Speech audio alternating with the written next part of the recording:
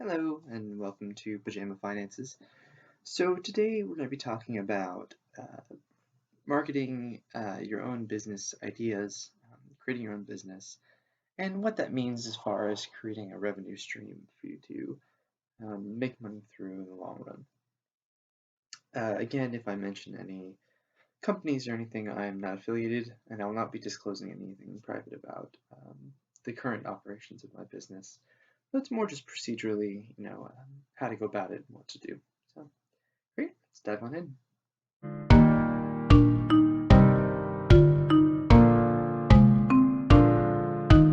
So, the first part and the biggest part of starting a business is having an idea. And if you have an idea in your mind about what you want your business to look like,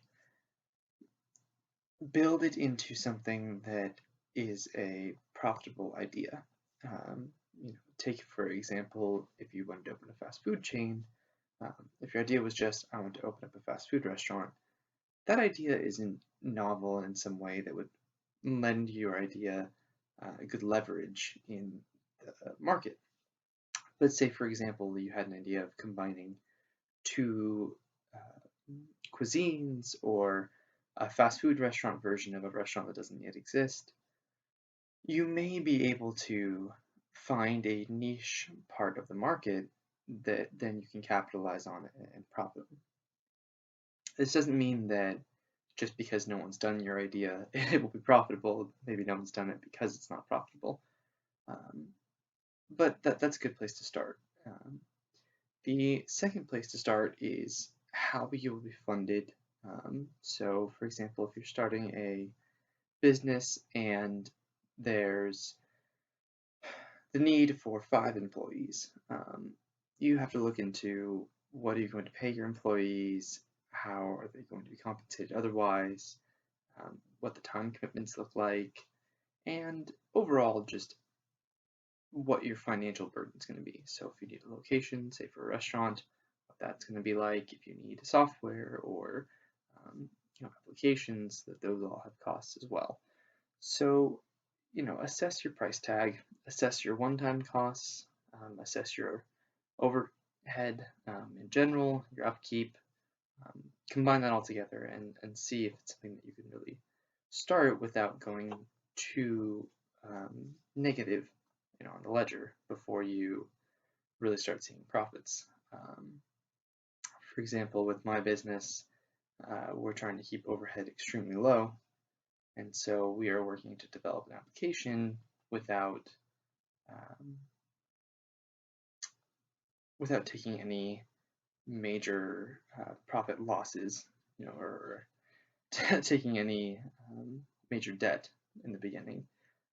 Obviously, we won't see profit till much later down the line, and that's if it generates enough profit to enough revenue to go over its overhead, which would be, for example, servers, database, anything that you might need to spend money on to keep operating.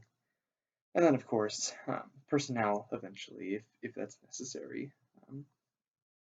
And for us, the next overhead cost will be putting the app on the App Store and paying to do that. So if you've thought through what the cost is going to be like and you have the idea still and you want to move forward with it, the next portion would be getting the people you need, getting the materials you need. So start putting your plan to action. I recommend this to everybody to start doing this, at least the easy steps, right away. For me, I reached out to look for developers instantaneously. It was before I'd even fully flushed out, what we were going to be doing and how. I just had the idea for the app and knew I needed developers. So I do recommend doing that as soon as possible when you have your idea, because you'll need people, you'll need manpower to get things done. And if it's something that you're going to do all by yourself, you can do that, but it may take a lot longer for your project to get rolling, and definitely can hinder future profits if you can't scale your operations. So definitely get the ball rolling on what materials you need, what people you need, and anything you need to get your business going. After that, assuming you have a stable business, keep on it. weekly meetings or every 2 weeks.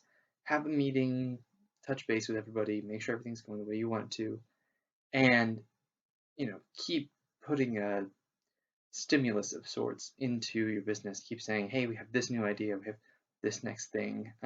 Keep motivation high, keep yourself engaged, and keep yourself tasks. So even if you aren't doing the nitty gritty work yourself, that you're adding in value by putting in your own time.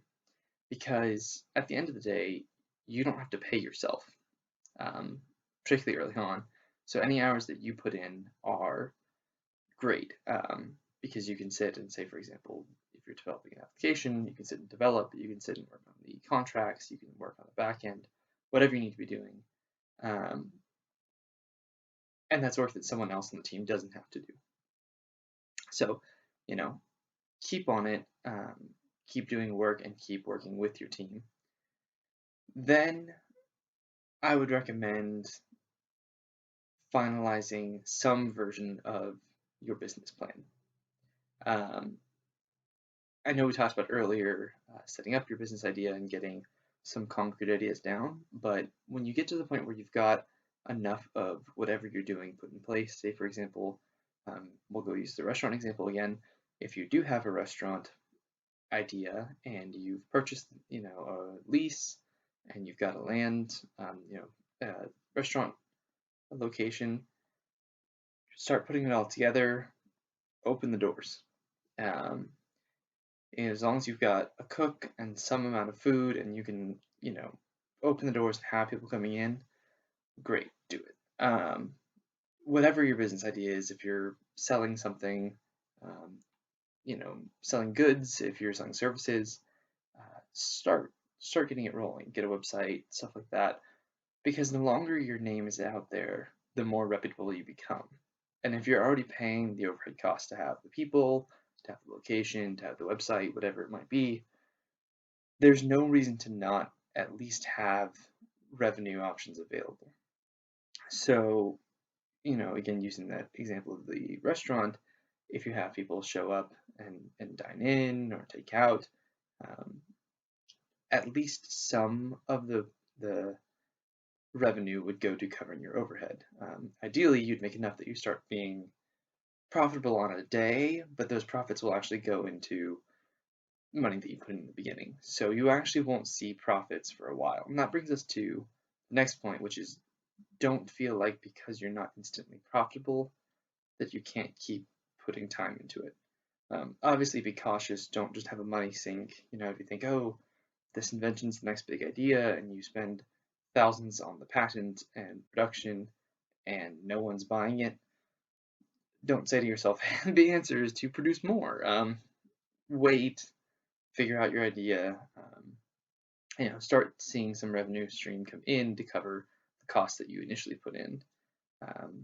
And that's the same across any industry. So particularly with things where the overhead is really high, it may be a while before you see profits. But getting your name out there, becoming a reputable source matters. For app development, we're planning on getting a few applications to the App Store, but we want to get one just completed and on there so that as we produce more and put them on there, we have multiple options, multiple streams.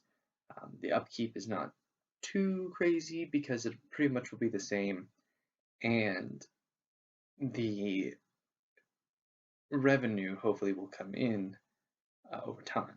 So as more people download the apps, more people watch the videos, buy in-app purchases. So it's critical for us to get something on the App Store and become a developer, that people are familiar with. That being said, in order to have all of that kind of credibility, it may be pertinent for you to get an LLC or an incorporation, do some form of formal business, because depending on your state, there are regulations. For example, in the state of California, you have to file for your LLC, and then additionally in your local county, you have to file for either a permit or a tax acknowledgement. I can't remember the exact word, but in essence, you'll file both with the state and with your local city or county on how to do business in your area. And this can get tricky too, because say, for example, you know you're going to spend a year in development and getting things together.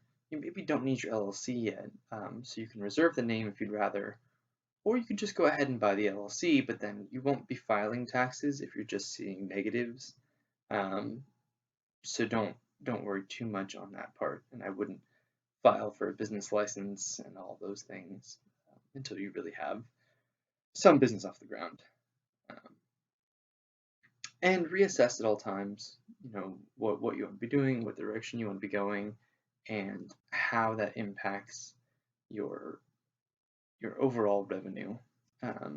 So for example, if you're looking at a restaurant location, you've opened one location, if you're making enough money at that one location, and you feel like you could get more based on a different location, don't be afraid to move locations, open a second location, as long as you've really understood it and it seems like a profitable idea. You always have to invest more time and money in order to make more time, more money, and have more and more income streams. So for example, with applications, you need a lot of them to make any amount of money, really, because the ad revenue is something like 4 cents to 2 cents or 7 cents, depending on the ad and the length and what the person's direction is with it. So definitely get a lot out there, put a lot of feelers out there into the market, understand the market. If you understand the market and you have a novel idea that you think you can capture part of the market with, put it into effect, get the ball rolling early, and most importantly, enjoy what you're doing. If you have a business idea, but you hate every step of it, you're not going to keep it going. You're not going to enjoy it. If you really enjoy it, if you think it's something that you like and something you want to keep doing, put it into action, do it. And I think you'll find that it's easier to keep going. I have development experience, so an app to me came easy. I worked with a friend of mine on the idea, and we got the ball rolling early. So it's a good place to be in when you enjoy the work that's being done and it's your own idea, because you have full control over everything. And that really, really makes the difference between a 9-to-5 job where you're working under somebody else, for someone else's vision, and you have less control over it all. So that being said, thank you for watching. Really hope you enjoyed the video, and please, give us a like, follow, subscribe. Hope to make more of these, and hope to walk you through what I've been doing and give you updates on how things have been going in my life, and maybe help you along the way. So thank you. Bye.